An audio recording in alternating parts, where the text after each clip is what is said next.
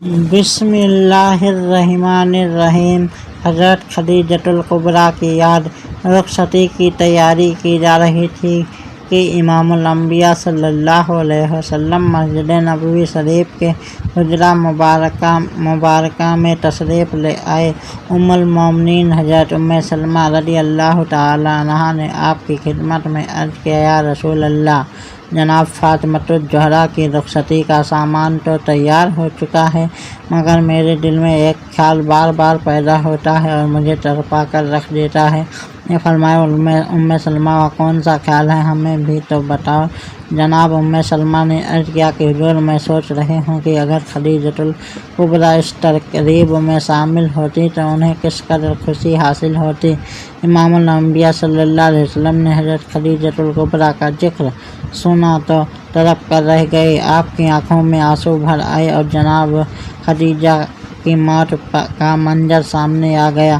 آپ کو یہ معلوم ہوا کہ حضرت خدیجہ پر سکرات موت طاری ہے اور وہ آپ کی خدمت میں عرض کر رہی ہیں کہ یا رسول اللہ، میری بیٹی کا شادی کا تمام اہتمام آپ خود فرمائیے۔ معارج النبوت۔ فذکر لہا ذالک فدخلت الی ام سلمۃ فعلمہا وعلمت نساء النبی صلی اللہ علیہ وآلہ وسلم وقلنا فدینک یا بآبائنا وامہاتنا، یا رسول اللہ، انا قد اجتمعنا لامر لو کانت خدیجۃ فی الاحیاء لقرت عینہا۔ قالت ام سلمۃ فلما ذکرنا خدیجۃ بکی رسول اللہ صلی اللہ علیہ وآلہ وسلم فقال خدیجۃ وأین مثل خدیجۃ صدقنی ہو ارزقنی علی دین اللہ وإعانتی علیہ بمثال معارج النبوت۔ رکن چہارم۔